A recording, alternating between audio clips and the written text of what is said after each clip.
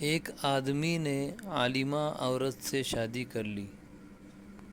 شادی کے بعد اس لڑکی نے کہا کہ میں عالمہ ہوں اور ہم شریعت کے مطابق زندگی گزر بسر کریں گے۔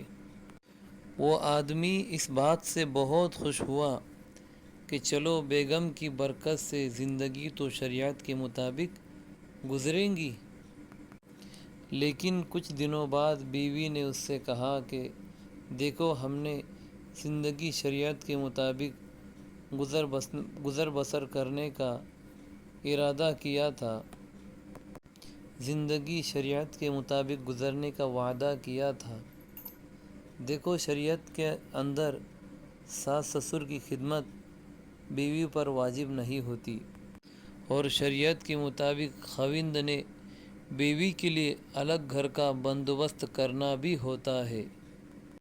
اس عورت نے کہا کہ آپ جو ہے میرے لیے ایک نئے گھر کا انتظام کر دیجئے، آپ میرے نئے گھر کا ایک انتظام کر دیجئے، مجھ کو نیا گھر لے کر دیجئے، مجھ کو کوئی اور جگہ پر شفٹ کیجئے۔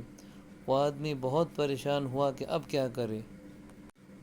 پریشانی میں سوچنے لگا کہ اب کیا کرے۔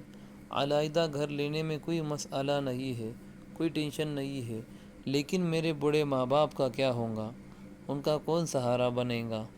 اس پریشانی کی حالت میں وہ ایک مفتی صاحب کے پاس گیا اور اپنا مسئلہ ان کے سامنے پیش کیا، اپنا مسئلہ ان کو بتایا۔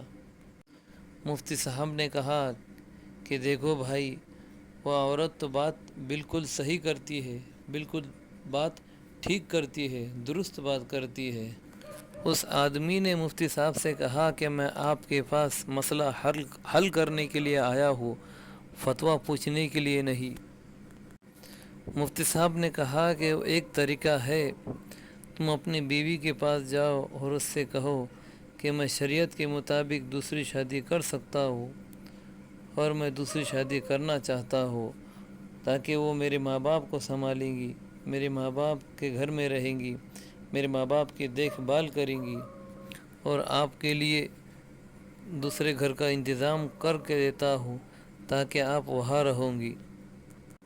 بیوی اس کے جواب سے سٹپٹا گئی اور کہنے لگی، او دوسری شادی، دفع کرو دوسری شادی کو، میں آپ ہی کے گھر میں رہوں گی۔ آپ کے والدین میرے بھی والدین ہیں، اس اعتبار سے ان کی خدمت کرنا میرا بھی فرض ہوا، میری بھی ذمہ داری ہوئی۔ ان سب چیزوں سے ہم کو ایک بات سیکھنے کو ملتی ہے کہ ہم کچھ دیر اپنا وقت نکال کر کسی مفتی صاحب کے پاس جا کر بیٹھے، گوگل پر نہیں سرچ کرتے بیٹھے کہ ہم کو کیا کرنا چاہیے، کیا نہیں کرنا چاہیے۔ کسی دیندار عالم کے پاس، کسی دیندار مفتی کے پاس، اچھے سے اچھے جانکار کے پاس جا کر بیٹھے تاکہ ہمارے ہر مسئلے کا حل نکلے۔ اللہ تعالیٰ سے دعا ہے کہ اللہ بولنے والے کو بھی اور سننے والے کو بھی عمل کرنے کی توفیق عطا فرمائے۔